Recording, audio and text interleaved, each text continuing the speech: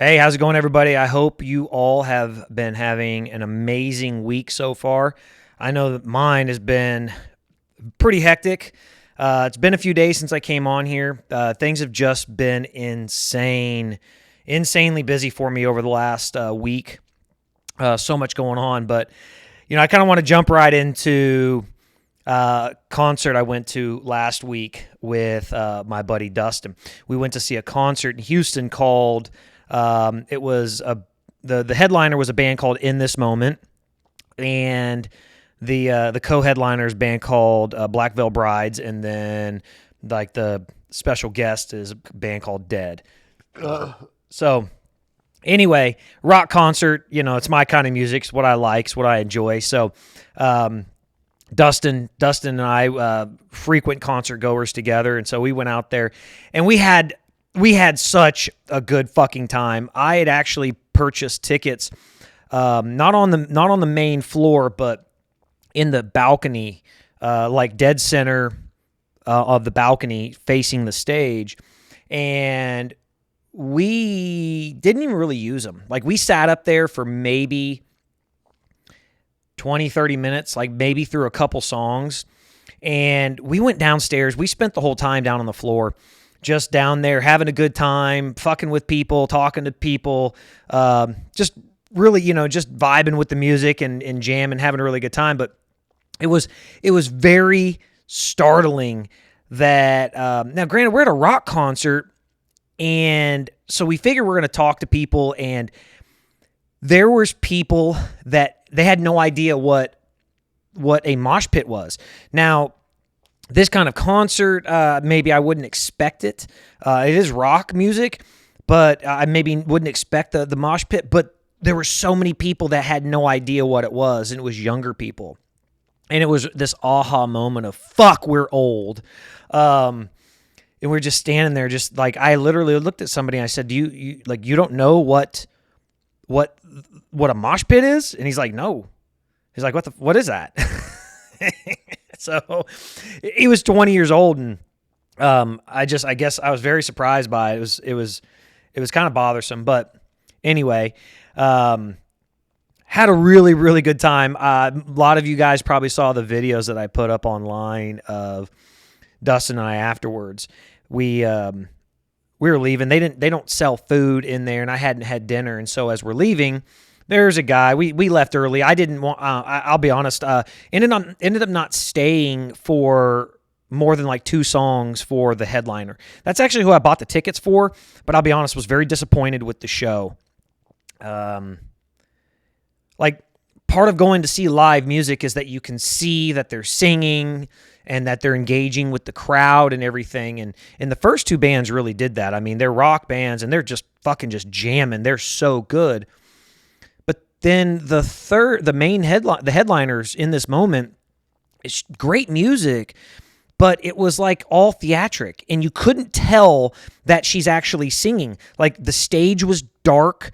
It was hard to see. Like, it wasn't exactly. I didn't go to see a Lady Gaga concert. I went to see a rock concert, and it was all theatrics, and it was very odd. And so we stayed for like maybe 2 or 3 songs, and I was like, man, I'm done. I'd rather go home. I'm tired. I'd rather not even be here. I was just really bummed out by the performance. So we ended up leaving, but we walked out front, and there's one of those little mobile trucks, not a full pizza kitchen, whatever, but a little bitty thing, and the guy was selling pizzas. And like I said, we hadn't had dinner. I had nothing to eat pretty much all day. So we had a bit of a walk back to our vehicle, so we bought a pizza. Well, we weren't finished with it by the time we got back to my car. And so in typical style of Jason and Dustin, we being very competitive individuals, we decide we come up with a game of that we end up using the pizza. So if you guys have ever played a game called Quarters, it's essentially where you're standing, like you could do it on a tabletop or you could do it against a wall. And what you do is, or even with marbles, you just take it and you're trying to see who can get closest to the wall. the goal is literally just to get closest to the wall. So if like literally you get the quarter or the marble, whatever, into the corner and it's literally on the ground and touching the wall at the same time, you're pretty much guaranteed to win. So we weren't going to do anything like that, but we're standing in the parking garage and we start throwing these pizza crusts. And again, it's just the nature of two very competitive people. We just start throwing these fucking pizza crusts, and like we end up getting so into it and everything. And I did like a walk-off home run kind of thing where it was my last chance to throw a piece, and when I threw it, it literally was like a leaner. It literally like leaned against the wall. It was leaned up against it. And so we both kind of acted like idiots and started screaming and yelling in the parking garage. But I got to say, I really enjoy spending time with somebody like Dustin, because the way my brain works is very, very analytical. It's very process oriented with, A, B, C, D kind of thing. And the way Dustin thinks is very artistic. And being around someone like him that's a little more crazy and spontaneous about stuff brings out a lot of my different, my artistic side. It brings out that in a much more vocal way. And so it's really fun getting to spend time with Dustin, being around him. Really enjoyed that. And it was ironic that almost 5 years ago to the day, Dustin and I had gone to another rock concert here in Houston. It was called the Open Air Festival, and it actually got canceled. A major, massive storm moved in, and there was lightning and everything everywhere for like 2 to 3 hours, so they ended up canceling the entire show.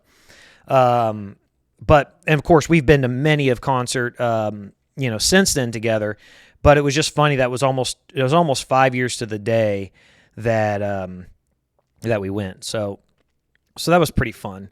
But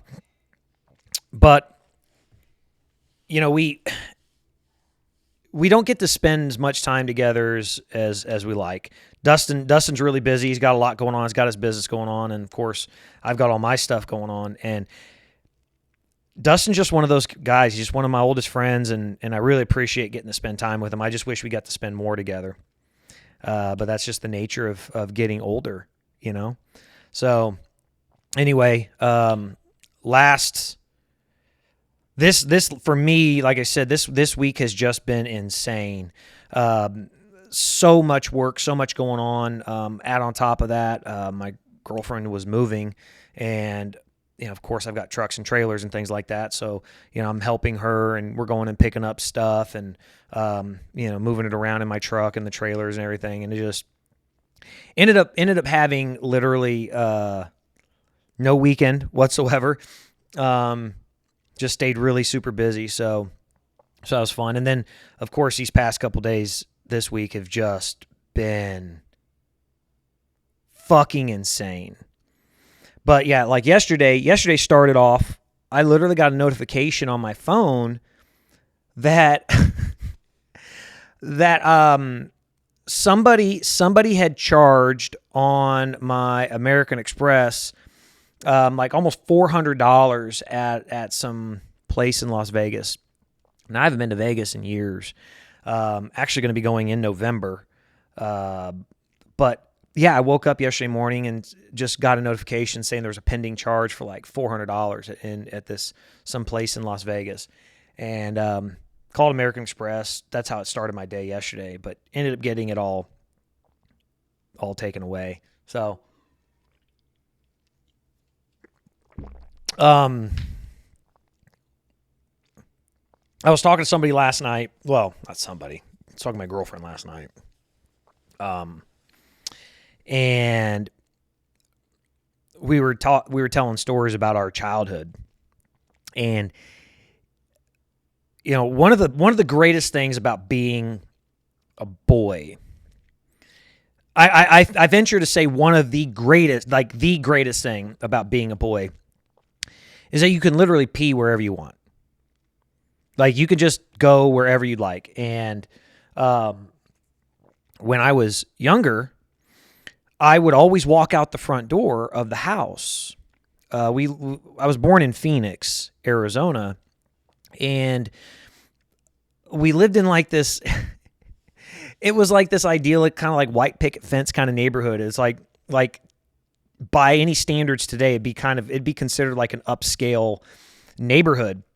But the way they built it was like you had these white fences and stuff, and we had property in the back, but in like down the driveway, like there's just like 4 or 5 foot tall cinder block wall that separates like the front of the house, and then the white picket fence extends like out to the street, and then further back there's like a 6 foot tall cinder block wall. That's just how they built them out there. I guess because the wood maybe rots like here in Texas. I don't know. The sun out there might rot it. Anyway, so they use cinder block. So anyway, what I used to do is I would walk out the front door of the house, and I would go on the other side of the cinder block wall on my neighbor's house, and I would pee outside. I'd pee against the wall. And I sat there and thought about it. I was like, well, why would I go around the wall? And I guess in my child mind, in my infant mind, I was like 3 or 4 years old when I would do this. But I guess in my mind that I'm still not like, I'm not supposed to be peeing outside, even though it's, not really being told not to. I'm not supposed to do it. So I do it to where like my mom or my dad can't see me. But I realized I'm literally doing it on the side of the neighbor's yard. So it's like, I didn't even, like in my mind, I'm not even fucking paying attention that there's a neighbor's house right behind me. And so, they could see me. But, so I used to do this all the time. But then, on the same street, like 4 houses down, my grandparents lived there. And I thought about something last night that I had not really thought about in years. So my grandparents lived like 4 houses down. My father's mother and his stepfather. My grandfather, the only grandfather I ever knew was my dad's stepfather. I never met my biological grandfather. That'll be another story for another time. But what I would do is all the time is I would just walk out of my house, and I'd just walk through all the yards on the way down to Grandma and Grandpa's house. And I just go down there and hang out. And, I'd like, sometimes my mom would call my grandma and just be like, hey, Jason's on his way. And I'd walk on down there, and, from time to time, like the neighbors would call. They're like, hey, we just saw Jason walking through the yard, just letting you know. And I'd get down there, and then grandma would call and say I was there. Well, so my father has always been in the property restoration business, fire water restoration business. And my grandfather, who actually was an airplane mechanic in World War II, when he retired, he obviously from the military, then I guess he worked for the airlines for years, and ended up retiring from there, and he came to work for my father. And my grandfather was an amazing carpenter, like just badass.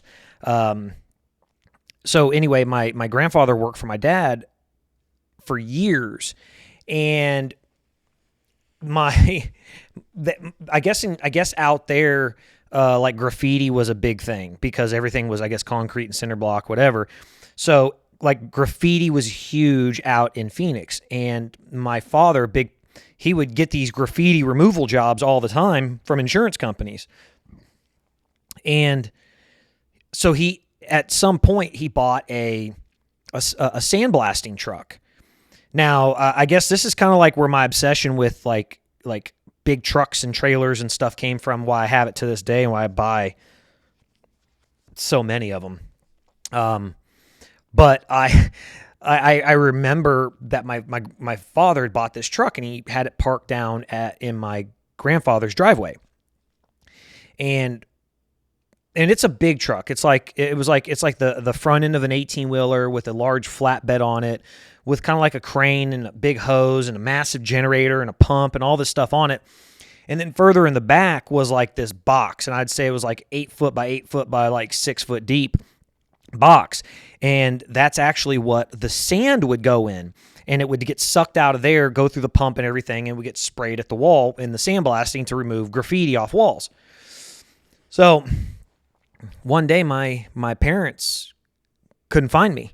My grandparents couldn't find me. No one knew where I was. Well, I had, again, like I said, I loved trucks and everything.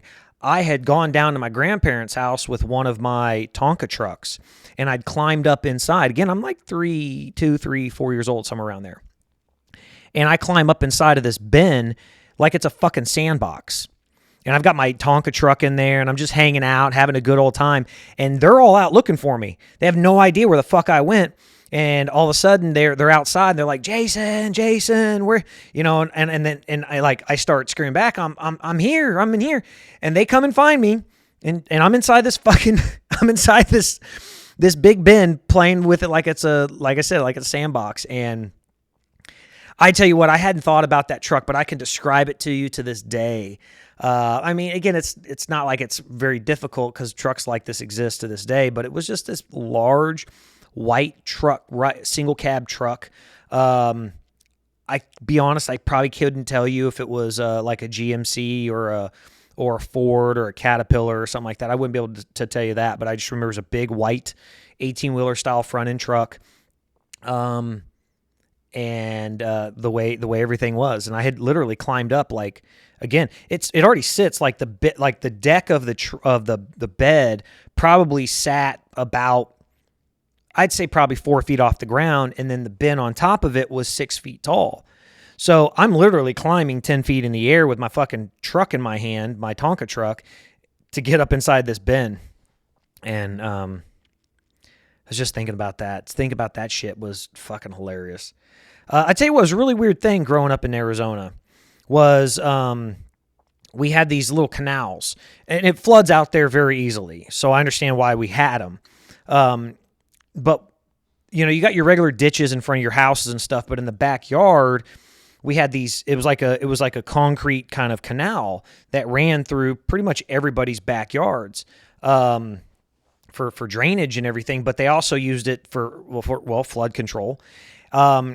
But I remember I would always go and climb into this thing. It was, like I said, it ran through the backyard, so which I found odd.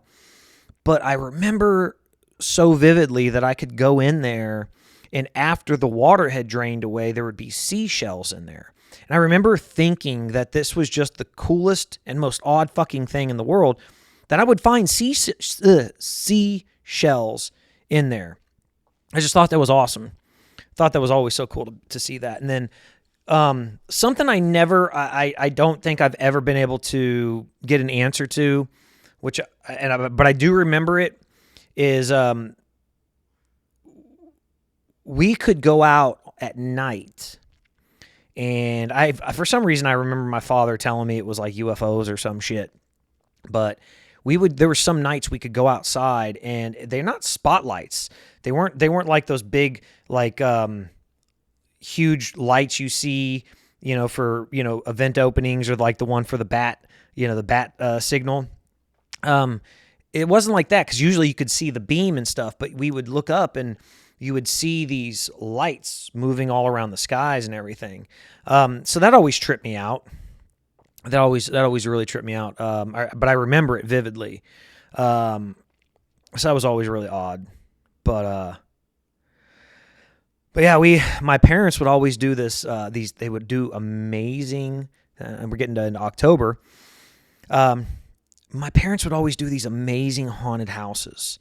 They went crazy. They would hang black visqueen sheets of plastic. They'd pull up the garage door and they'd hang this sheets of plastic where you had to walk in, and there's a strobe light inside there, and there was music playing. There was shit hanging down, and it was like, oh, so fucking badass. And then like my mom would take the lawnmower every year, and she would take a pair of my dad's jeans and boots, and she'd stuff them full of like hay and stuff like that. And then of course put the jeans up under the lawnmower so it looked like it'd run over my dad and shit.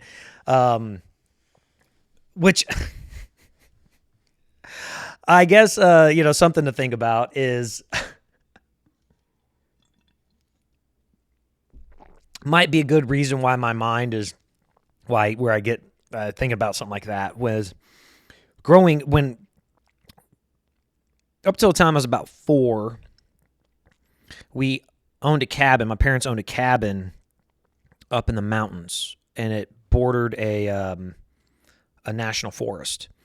And it was this great, amazing looking cabin. I mean, literally like old, redwood siding type cabin.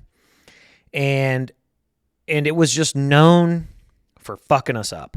Like every time we went there, somebody got hurt.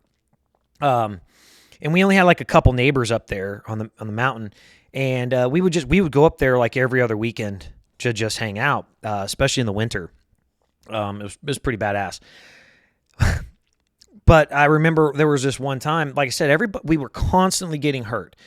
I have a scar in the center of my forehead to this day from something that happened there. My father, one time, he used to like lighting barrels with like sticks and leaves and pine needles and shit like that. When he would clean things up, he had a barrel out there, and he would just throw all the stuff in there, and he'd light it on fire and burn it all, and we'd sit around the barrel. Well, one time he wasn't paying attention, and he got a fire going inside this barrel. Well, he set it like 5 feet from the fucking propane tank that's like attached to the house, like one of them huge propane tanks. And my mom comes out screaming at him, not even paying attention. My dad goes right over to it. Tells you kind of like a fucking badass my dad is. Like he didn't even think twice about it. Big guy, barehanded, fire blazing inside this fucking barrel. And he walks right over and grabs the edge of the barrel, grabs the sides of the barrel, and just picks it up and carries it so it gets away. Of course, he burnt all the fucking skin off the palms of his hands. So there was that. But it was this one time, and I don't remember exactly what my dad did to get hurt. But I happened to be walking around, and like I would do at home in the regular neighborhood, I just walk out of the house and I'd walk down the street. Well, I did this up there. And I would, I'm 3 years old, and I'd just go walking through the forest, and I'd be gone for hours. Well, one time I just started walking down the road, and I stopped at my neighbor's house, and I just knock on the door, and I just walking up, and I start talking to these people out of the clear blue, and had no reason why I would want to go talk to them. Just started to go talk to them. And they asked me about my dad. They said, yeah, they heard that my dad that they got hurt and if he's okay. I said, yeah. I started telling him a story. I said, yeah, he actually got his leg bit off by a shark. And they're like what? I was like, yeah, he's only got one leg left. He was bit off by a shark.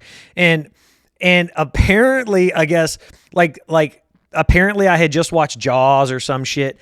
I don't fucking remember, but I ended up telling this story about my dad getting his fucking leg bit off. And so anyway, they ended up calling my mom to check on, like, hey, how's Dawn? Like, is he okay? My mom's like, yeah. Like, what do you mean? Like, Jason just told us like he got his leg bit off by a shark. Well, first off, my dad was afraid of water. So he's not going in the water. Like, he really didn't even like going in swimming pools. But he's certainly not getting on a fucking boat and going out in the middle of the water. Not one that's small enough to where a shark could get to him. He almost drowned one time when he was a kid. So he was afraid of water.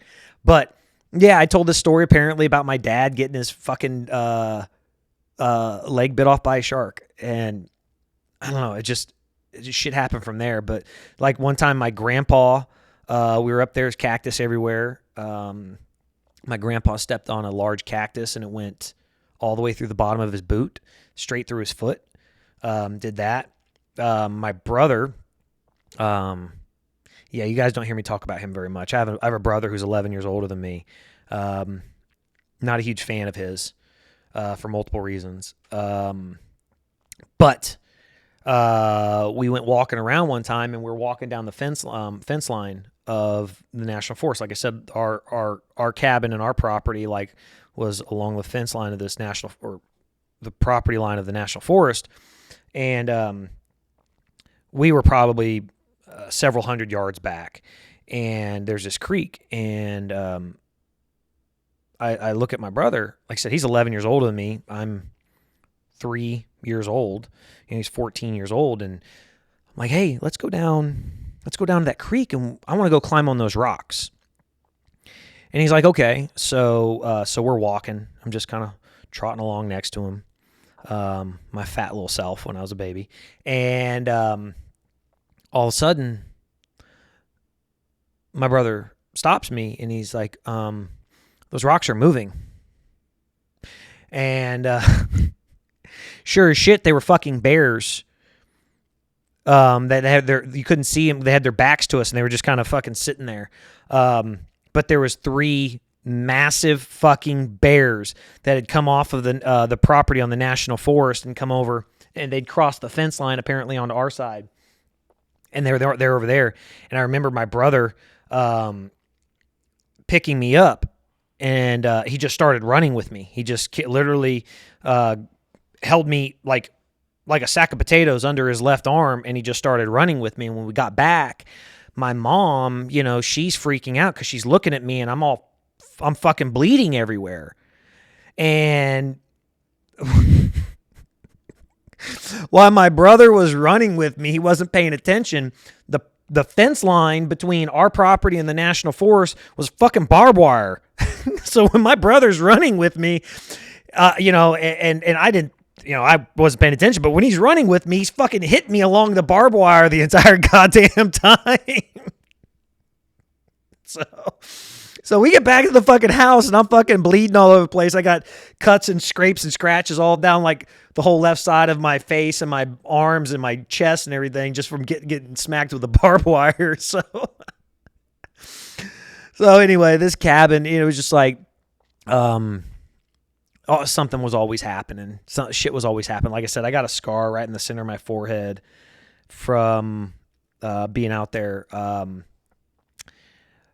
My dad and my grandpa, obviously, they were carpenters, and they had remodeled the cabin, and they built this huge patio deck that wrapped around the house. And so it went around from like just right at the door and then right around the corner and went all down the side of the house and back to the back. And they put a jacuzzi on it. And it was elevated. In the front, it was probably like 6 feet off the ground. And in the back, it was probably like 3 feet off the ground. So when I would go up there, this one time, I got my big wheel, little kind of tricycle thing, small wheels in the back, huge wheel in the front, just pedals.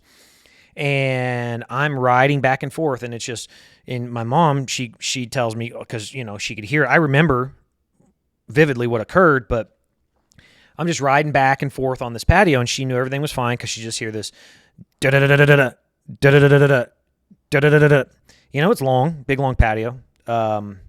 So riding back and forth. Well, like I said, they finished the front of it because you had to walk up these steps to get into the cabin. So they, those were done. Well, in the back, they hadn't put the steps up, and there was just the opening in the handrail. And at the end of it, there was a massive fucking rock that my father hadn't moved yet because they just hadn't built the steps yet. So I get some harebrained fucking idea that I'm going to be Evel Knievel. I'm not sure if I had just recently watched it or what was going on, but I decide that I'm going to wheelie this fucking big wheel off the back of the deck through this opening. So I get all the way down at the other end, the front of the house. And I guess I imagine in my head kind of like the Evel Knievel start on his fucking motorcycle where he's about to take off. So I get down there and I start pedaling and I just start cranking. And I'm going. And it's not da-da-da-da-da. It's da-da-da-da-da-da, super fast. So my mom could tell I was doing something, I guess. Well, I go to fucking jump off this fucking thing. I try to go pop a wheelie off the end of this thing. And instead of doing a wheelie, I guess they call it an endo. And I went straight the fuck down. Except for, again, I'm fat and I over-rotate. So instead of like me landing like with the wheel down, no, my head goes fucking first. The gravity of me was greater than the gravity of the big wheel. So I ended up going head first onto this fucking rock. And I'm in my He-Man underwear, literally just white band, briefs, He-Man underwear. And I fucking hit, and it splits my fucking head clean open. Like I said, I got a big X. I don't know what fucking doctor did that shit. I have an X in the center of my forehead. But I was split wide open, and I get up and I climb back up on the deck, and I'm going to run inside, and just blood is just going everywhere. And of course the deck my dad hadn't finished staining the deck yet, so it was raw wood. So of course the blood that I'm getting all over here, my father eventually starts bitching about he's got to fucking pressure wash it or clean it off the deck. But I got blood everywhere. There's blood all over the fucking place. So I finally get to the front, and I'm screaming, and my parents, they see me and they freak out, and they go to call 911. Well, it takes like 30 minutes. We're up in the fucking mountains. So it takes like 30 minutes. It's going to take 30 minutes for the ambulance to get there. Well, my parents are freaking out, so they make the wise decision not to drive, because they were going to put me in the truck and they were going to drive me down there. But the amount of blood I'm fucking losing, they're like, no, we're not going to do that. So what they do is they get on 911, they find out, what to do, put some shit on my forehead, pack that shit down, and finally the ambulance arrives.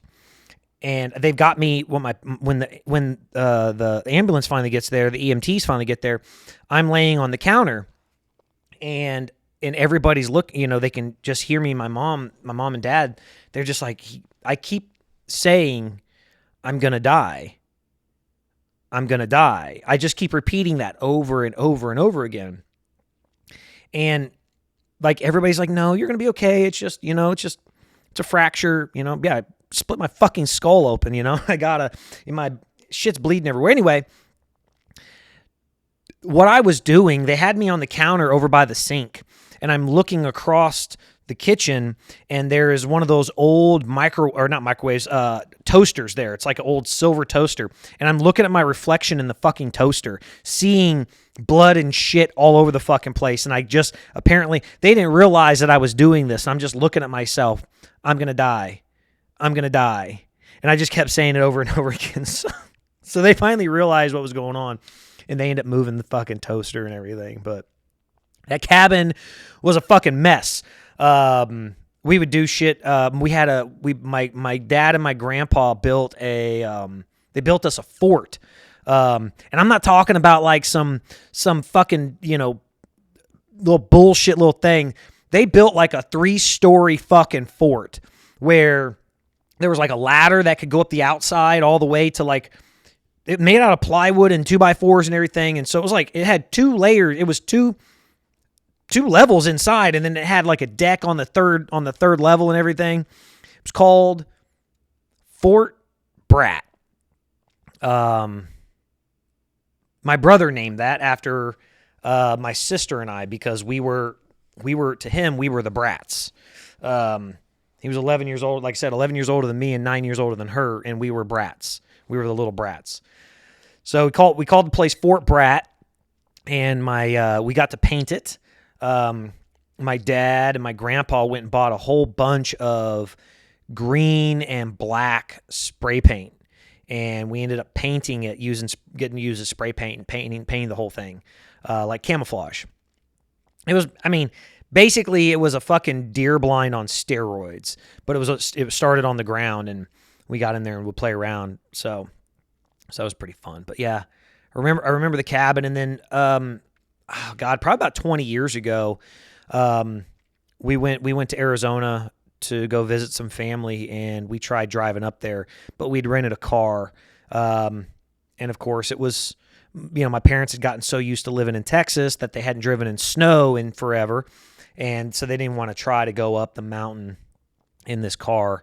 There was a little bit of snow on the ground. It wasn't too bad, but, we were going to try to go see the fucking cabin and everything. So it's been 34, 35 years since I've been up there.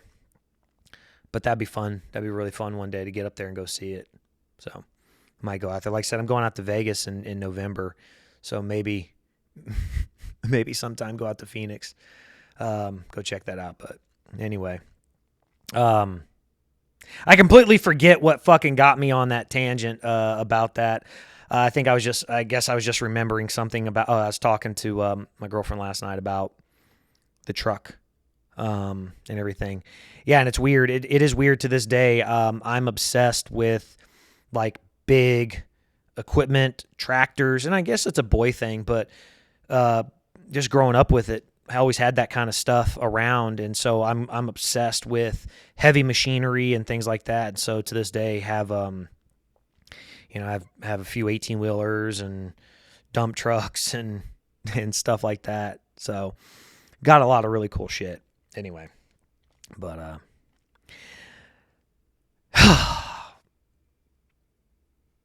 I do want to say that there have been some things that have occurred over the past several days that have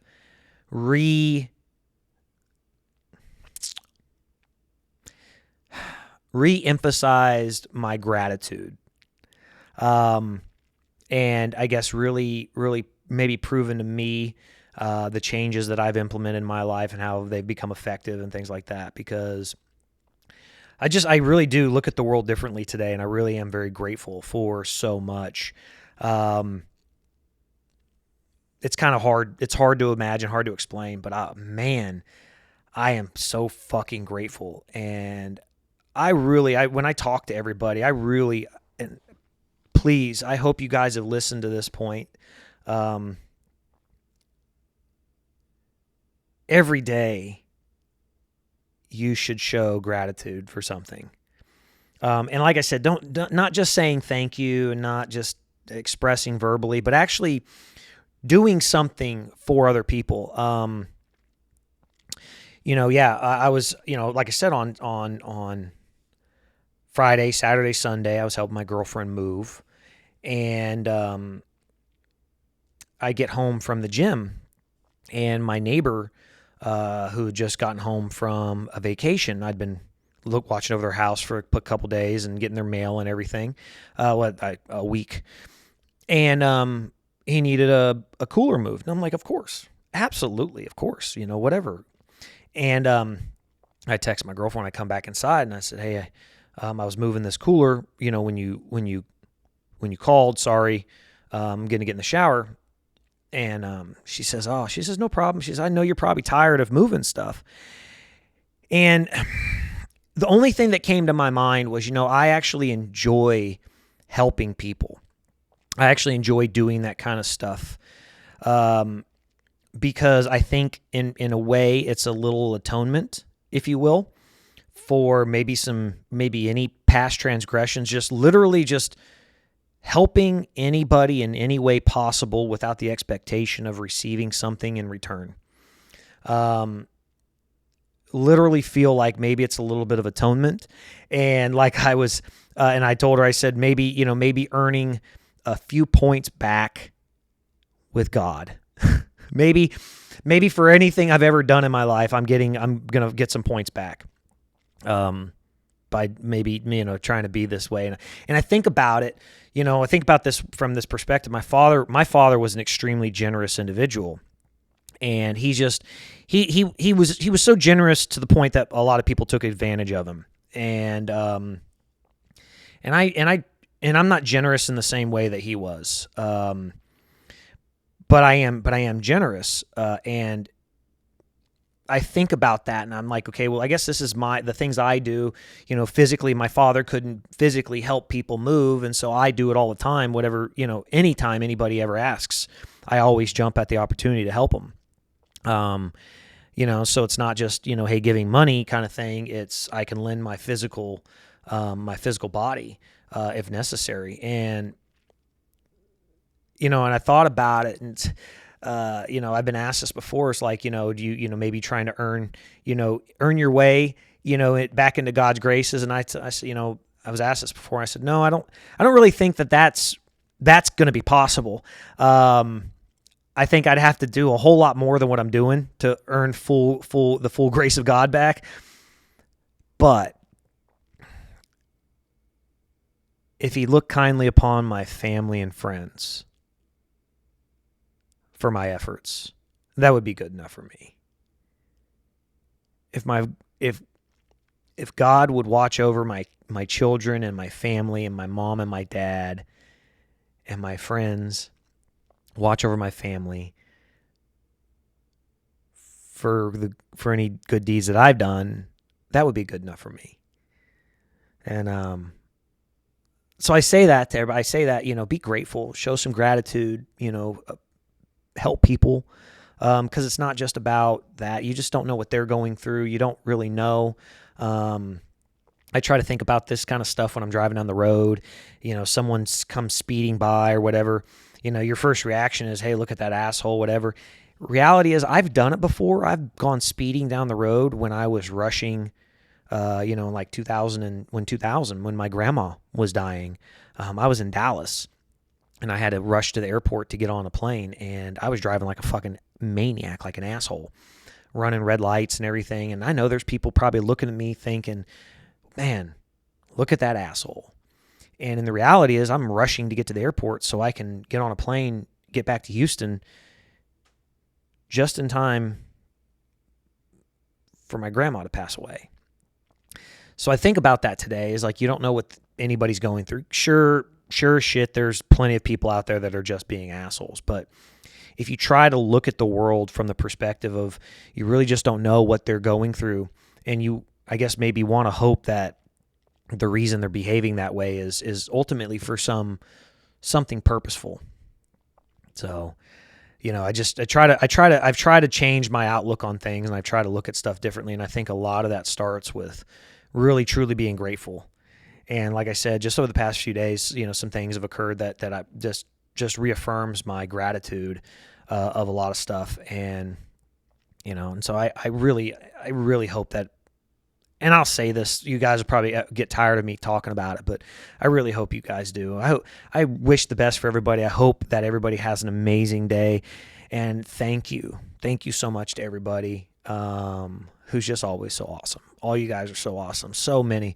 And of course, these platforms are growing, with all the followers on Instagram. And I'm almost at 10,000 followers on the Facebook page. Jason Husk Managed Chaos on Facebook, almost at 10,000 followers on there.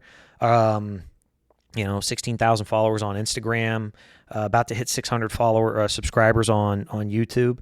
So, with that platform, growing, these platforms growing, emphasizing more of that gratitude and love.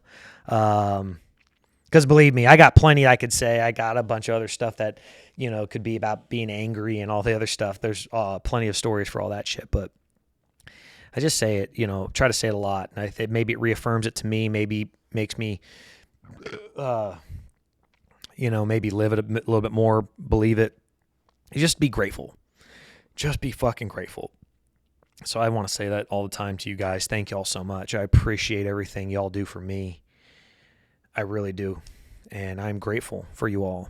So hope everybody has an amazing day. And I will talk to y'all very, very soon. Bye.